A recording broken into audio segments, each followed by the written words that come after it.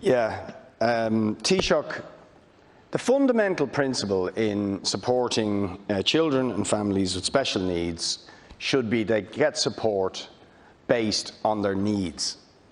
And that's not what's happening. What's actually happening is the rationing of resources and then inadequate resources that are not based on the actual needs of children in schools are then stretched to the point that they don't provide the support that's necessary. It is not also acceptable to treat the SNAs with the contempt that, frankly, they have been shown during the period of the pandemic. I mean, at one point, Count Corla, SNAs were just informed they were going to be doing contact tracing, work in nursing homes. And then, as if the supports that they were giving, virtual supports and so on, they were giving to children with special needs were sort of irrelevant. And then there was a backtrack on it. Their pay is pathetic and so on. Right? We need to treat SNAs with respect, and we need to have supports for children with special needs that are based not on the rationing of inadequate resources, but based on the needs of children, and providing schools and so on with the supports. And of course, to address the shocking backlogs in assessment, which are particularly acute in particular areas. So I think the people who are protesting outside would like to know that you're taking their issues and the hardships they are suffering seriously. Thank you. Taoiseach.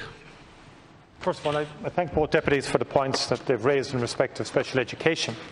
I speak as someone who, back in 1998, when I was Minister for Education, brought in the first ASD units in mainstream schools. At that time, autism wasn't even recognised as a category deserving of special education provision in the form of special pupil teacher ratios, or indeed provision as a category of disability, and also would have introduced the SNAs for the first time into mainstream education.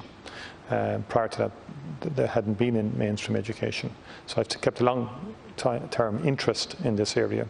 And the key agenda then was to create an automatic entitlement to a school place for children with special needs. And I'm not satisfied with the current situation.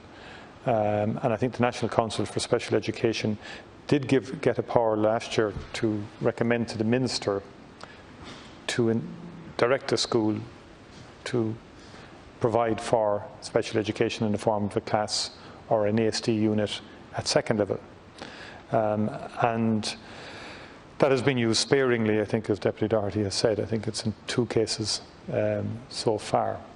I think we need to review that legislation. In my view, there has to be a cultural shift as well, particularly at second level.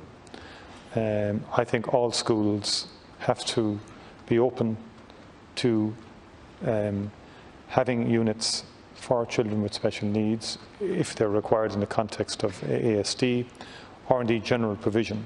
They have to be resourced to do that, of course. But in the early days when all of this started, there was a tremendous momentum behind it, and principals took it on board and would have got resources, not immediately, but they got them. But that said, I think at second level there's a particular problem. And I think I would like intervention to be earlier in terms of the Minister and the Department on foot of recommendations from the NCSE moving to make sure that units are provided in schools and the resources provided. I think there should be greater advocacy for the child within the system. I think the current legislative framework, parents are applying to different schools.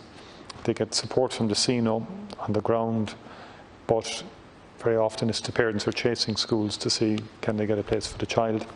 In my view, the system should be coming to the family saying, we think we've identified a suitable and optimal place for you. That's what I would like to see in place, and I'm working with the Minister of State at the Department of Education and the Minister for Education and the NCSE, who know my views on this for a long time prior to coming into government. And I think that those 2 measures would help to broaden access and participation, but above all to ensure that children can get access to places in their own schools, in their own communities. And I think that will require, I think, a shift of approach on all fronts, within schools, within the NCSE and the department, and I think that's the direction of travel as I see it.